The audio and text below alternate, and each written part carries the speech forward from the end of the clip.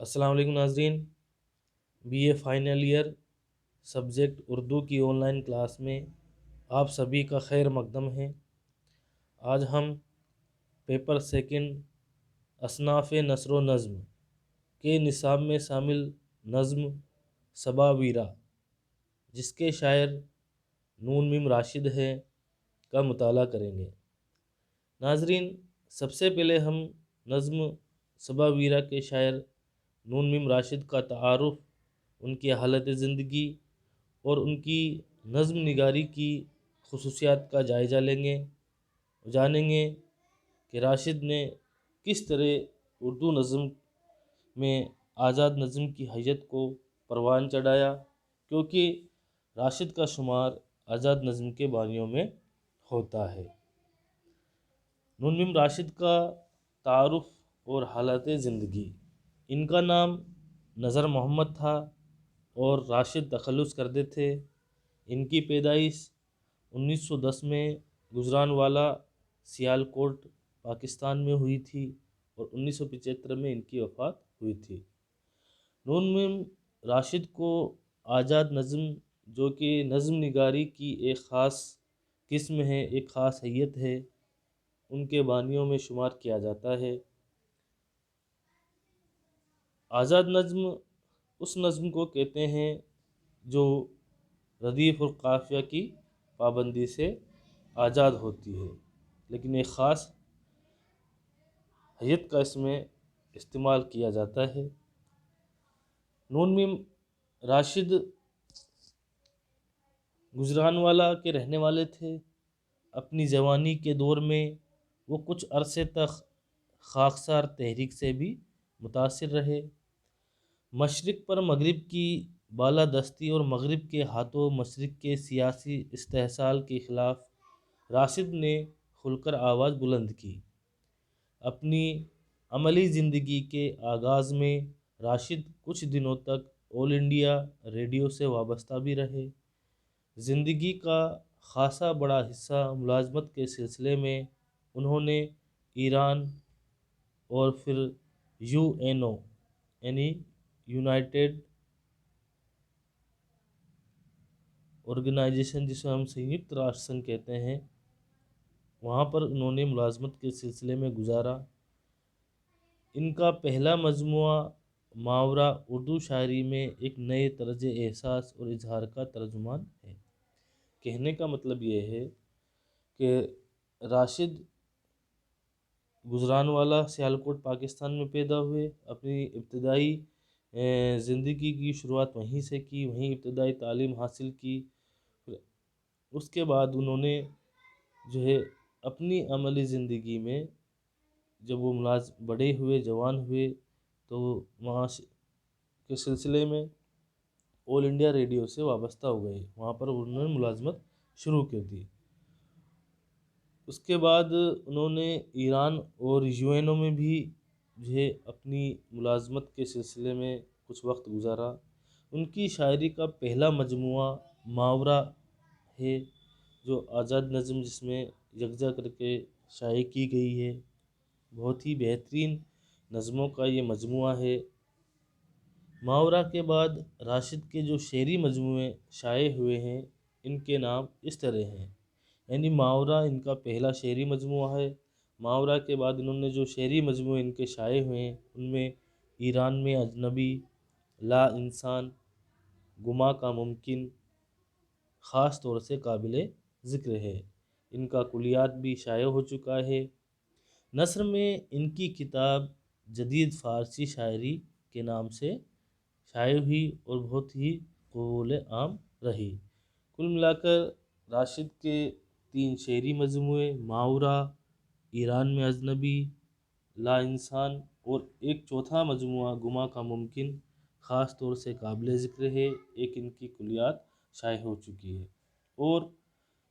نثر میں جدید فارسی شاعری کے نام سے ایک تصنیف انہوں نے لکھی ہے۔ راشد کی شاعری کا سب سے بڑا امتیاز ان کی دانشورانہ شخصیت ہے۔ اقبال کے بعد اپنی شاعری کے وسیلے سے راشد نے مشرق کی فکر اور دانشورانہ روایت کو ایک نئی جہت دی ہے۔ یعنی کہنے کا مطلب یہ ہے راشد کی شاعری میں جو فکر اور تخیل جو اقبال کی شاعری میں ہمیں نظر آیا تھا، ویسا ہی فکر و تخیل ہمیں راشد کی شاعری میں نظر آتا ہے کہ مشرق کی فکر ہے اور مغرب کی بالادستی کا وہ جو ہے انکار کرتے ہیں۔ یعنی مغربی جو تہذیب و تمدن ہے اس کو وہ سرے سے خارج کرتے ہیں اور مشرق کی فکر کرتے ہیں، مشرق کے لوگوں کی، ان کی تہذیب و تمدن کے وہ حمایت ہے۔ ماورا کی اشاعت کے دور میں راشد اور میراجی کی نظموں کو مبہم اور لایعنی بھی کہا گیا، یعنی کہ جب نون میم راشد اور ثناء اللہ ڈار میراجی ہم عصر شاعر ہیں، دونوں نے بہت بہترین جو ہے آزاد اور ماڈرن نظمیں لکھی ہے، تو ماورا کی جب اشاعت ہوئی، وہ جب شائع ہو کر کتاب آئی تو اسے بہت ہی قبول عام کیا گیا، بہت ہی لایعنی شہرت کا جو ہے اسے حامل بتایا گیا۔ لیکن جیسے جیسے شاعری کا مذاق بدلتا گیا، راشد اور میراجی کے شعری محاسن اور ان کی ادبی خدمات کا اعتراف بھی عام ہوتا گیا۔ یعنی شروعات میں لوگوں نے چاہے ان کو یہ کہا کہ اس طرح کی نظم نگاری کی جو حیت تھی وہ شروعات میں اتنی قبول نہیں تھی، شہرت یافتہ نہیں تھے، لیکن بعد میں یہ چیزیں عام ہوتی گئی اور مقبول ہوتی گئی۔ راشد کا شمار 20ویں صدی کے اہم ترین شاعروں میں ہوتا ہے۔ یہ ہم نے راشد کا تعارف ان کے حالات زندگی کے کچھ زاویوں سے ہم نے دیکھا۔ اب ہم نون میم راشد کے شاعری کی کیا خصوصیات ہے اس کا ذکر کرتے ہیں کہ نون میم راشد انفرادی اہمیت اس لیے رکھتے ہیں کہ انہوں نے آزاد نظم کو فروغ دینے میں اور اس کو بڑھاوا دینے میں اپنا اہم رول ادا کیا ہے۔ ان کے بانیوں میں یہ شمار کیا جاتے ہیں۔ ان کا اسلوب اظہار اور اسلوب خیال دونوں رچے ہوئے ہیں اور نکھرے ہوئے ہیں، کیونکہ آزاد نظم میں جو اسالیب بیان کیے گئے ہیں اس طرح کے دوسرے اسالیب کو جو ہے شعراء کے یہاں نہیں ہمیں ملتے ہیں۔ راشد ہر لحاظ سے ایک جدید شاعر ہیں، ان کے سوچنے کا ڈھنگ، بات کہنے کا انداز نیا ہے، ان کی پیشکش میں جدت اور انفرادیت ہے، یعنی وہ سب سے الگ اپنے جو ہے روش کو لے کر چلے ہیں۔ انہوں نے اردو شاعری کی روایت سے حسب ضرورت انحراف کیا۔ جدید اردو نظم پر راشد کا یہ احسان ہمیشہ قابل قبول رہے گا کہ انہوں نے اسے ایک نیا رنگ اور آہنگ عطا کیا ہے اور اس میں تہداری پیدا کی۔ ان سے پہلے اردو نظم میں ایک طرح کا اکھیرا پن تھا جس میں آغاز، ارتقاء، انجام ہر چیز کا پہلے ہی سے پتہ لگ جاتا تھا۔ اس کے برعکس راشد کی نظموں میں گہرائی اور پیچیدگی پائی جاتی ہے۔ اس وجہ سے قارئین کو ان سے جو ہے یہ شکایت رہتی ہے کہ انہوں نے نظم کی مروزہ حیت کو قبول نہیں کیا اور نئے تجربات کی وجہ سے حیت اور دونوں اعتبار سے انوکھی تعبیر سامنے لے کر وہ آتے ہیں۔ ان کی نظموں کے عنوان سے اس کے مفہوم اور مدعا کا اندازہ کرنا مشکل ہو جاتا ہے، اور یہ ابہام، پیچیدگی، افسانوی اور ڈرامائی انداز کے گھل مل جانے سے ایک نئی کیفیت جو ہے راشد کی نظموں میں ہمیں دیکھنے کو ملتی ہے۔ ان کی تکنیک اور روایت پر گہری چھاپ کی وجہ سے وہ دوسروں سے الگ نظر آتے ہیں۔ اسی لیے راشد کی نظم نگاری، آزاد نظم کی کیفیت، ان کی حیت وہ دوسروں سے ہمیں الگ نظر آتی ہے۔ یہ تھی نون میم راشد کی نظم نگاری کی چند خصوصیات۔ اب ہم ہمارے نصاب میں شامل نظم صبا ویرا کا جائزہ لیں گے۔ دراصل یہ نظم راشد کی آزاد نظموں میں سے ایک خاص ترین نظم ہے۔ جس طرح کی گہری پیچیدگی اور ابہام جو ہے راشد کی نظموں میں ہمیں دیکھنے کو ملتا ہے وہ یہاں بھی نظر آتا ہے۔ اس نظم میں وہ کہتے ہیں کہ سلیمان اپنے جانوں میں سر دے کر خاموش بیٹھے ہیں اور صبا پر ویرانی کا سناٹا چھایا ہوا ہے۔ یہاں پر آسیب کا مسکن بن چکا ہے، ہر طرف ویرانی ہے، جنگل میں ہریالی نام کو نہیں ہے، جس کی وجہ سے ہوائیں بھی گرم اور بارش کی تمنا لیے ہوئے ہیں کہ بارش کچھ ہو تو پھر ہریالی اور سکون میسر آئے۔ ایسے ویران اور خاموش جنگل کے پرندے بھی خاموش ہو گئے ہیں، انہوں نے اپنی اپنی چونچوں کو اپنے اپنے پروں میں چھپا لیا ہے، جس کی وجہ سے ہر طرف سناٹا اور خاموشی ہے۔ اس صبا کے علاقوں کا یہ خیال ہے کہ پرندوں کے ساتھ ساتھ انسان بھی خاموش ہو کر رہ گیا ہے، گویا کہ اس نے بھی سرما کو اپنے گلے میں اتار لیا ہے، جس کی وجہ سے اس کی آواز بھی ختم ہو گئی ہے، گویا کہ ہر طرف سناٹا اور خاموشی ہے۔ اور اسی ویرانی کا عالم ہے کہ سلیمان خاموش اور افسردہ جانوں میں سر دے کر خاموش ہے۔ ایک طرح سے نظم کا ہلکا سا جو ہے خلاصہ میں نے آپ کے سامنے پیش کیا۔ اب ہم نظم کے ایک ایک اشعار کو دیکھتے ہیں اور اس کی تشریح میں دیکھتے ہیں۔ دراصل یہ جو نظم ہے صبا ویرا، یہ حضرت سلیمان علیہ السلام اور ان کی بیگم بلقیس کا جو محل ہے، یمن، عرب کے ایک ملک یمن کے ایک شہر کے، اس محل کی سناٹے کو، اس محل کی ویرانی کو اس نظم کا شاعر نے اپنا موضوع بنایا ہے۔ صبا کا جو معنی ہے یعنی حضرت سلیمان کی بیگم بلقیس کا وہ محل، وہ شہر کے اندر جس میں وہ یمن کے اندر وہ محل ہے واقعی، اور ویرا یعنی وہ اب بالکل ویران ہو چکا ہے، تو اس کو جو ہے اپنی اس نظم کا موضوع بنایا ہے کہ کس طرح سلیمان علیہ السلام اپنے جو ہے سر کو اپنے دونوں پیروں کے اندر، جانوں کے اندر جو ہے رکھ کر کیا جو ہے فکر و خیال میں مبتلا ہے، کس طرح کی بات وہ جو ہے سوچ رہے ہیں کہ میرا آج جو ملک ہے، میرا جو شہر ہے، وہ آج بالکل ویران ہو چکا ہے، اجڑ چکا ہے، اور ایسا لگتا ہے جیسے بھوت پریت کا سایہ اس پر چھایا ہوا ہے۔ دیکھتے ہیں ہم نظم کے ایک ایک اشعار کو۔ سلیماں سر بجانو تو او صبا ویرا، صبا ویرا صبا آسیب کا مسکن، صبا آلام کا انبار بے پایا۔ یہاں آسیب جو ہے وہ بھوت پریت کا جب سایہ ہو جاتا ہے اس کے لیے کہتے ہیں مسکن، جو ہے گھر ہے، صبا اس محل کا، بلقیس کا جو محل ہے اس کے ویران ہو جانے کا ذکر جو ہے یہاں پر کرتے ہیں۔ یہاں وہ سبز گل سے جہاں خالی، ہوائیں تشنائے بارہ تیور اس دست کے، ونکار زیر پر تو سرما اور گلو انسا سلیما سر بجانو او صبا ویرا۔ گیا جنگل کو بولتے ہیں اور تیور پرندے کو، پریشامو یعنی بکھرے ہوئے بال، جہاں بانی یعنی حکومت اور سلطنت جو ہے اس کو ہم کہتے ہیں، بے پایا یعنی بے انتہا، تشنائے بارہ بارش کی جو پیاس ہے اس کو جو ہے ان مشکل الفاظ میں جو ہے بتایا ہے۔ شاعر جو کہہ رہے ہیں ان چند اشعار کو جن کو ہم نے ابھی پڑھا، شاعر کہتے ہیں کہ سلیمان علیہ السلام افسوس اور غم کی حالت میں اپنے سر کو جانوں میں، اپنے پیروں میں دے کر بیٹھے ہیں، جس کی وجہ سے ان میں چڑچڑا پن آ گیا ہے، غمگین ہیں اور اپنے بالوں کو بکھیرے ہوئے ہیں، کیونکہ حکومت اور سلطنت صرف ہرن کی چوکڑی کی مانند ہوتی ہے، یعنی چار ہرن جو اپنی چھلانگیں لگاتے ہوئے جو گھوم رہے ہوتے ہیں تو اس کے مانند جو ہے اس کو بتایا ہے، یعنی چاروں مختلف جو ہے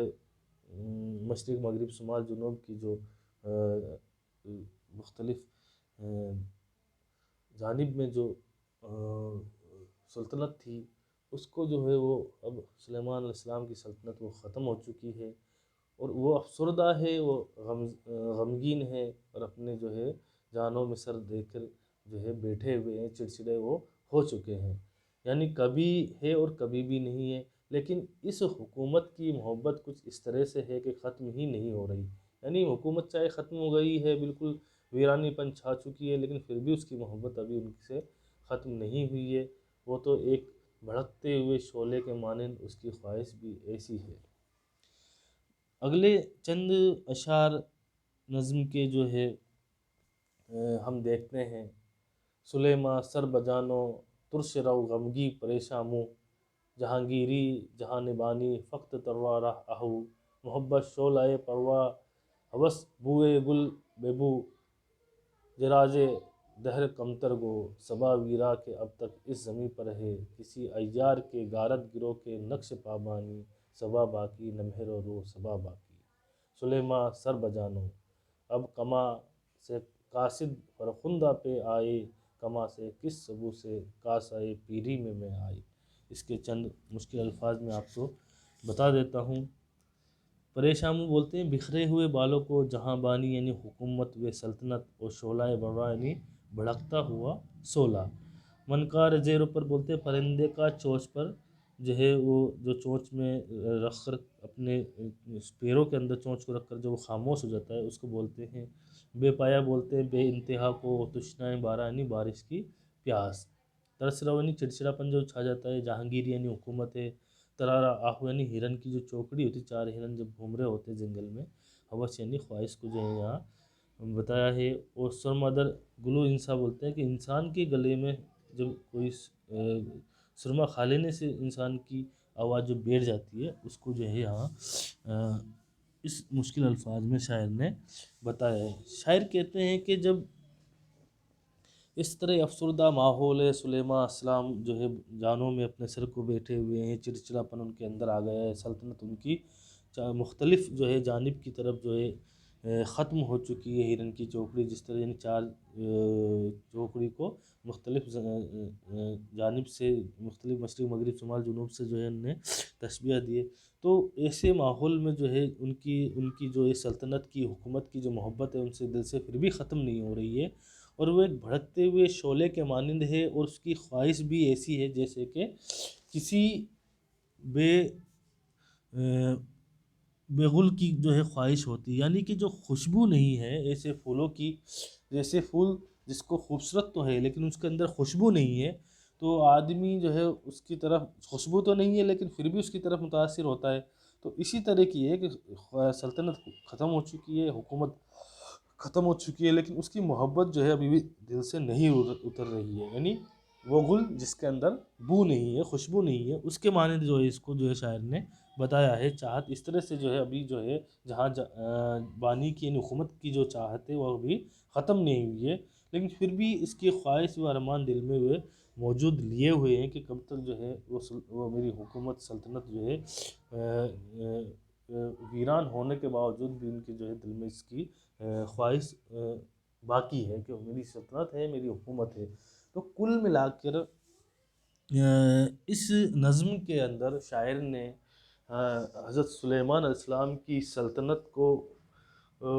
جو بالکل اب ختم ہو چکی ہے، اجڑ چکی ہے، ان کا پورا شہر، ان کا محل جو ہے ویران ہو چکا ہے، اور وہ افسردہ و غمگین جو ہے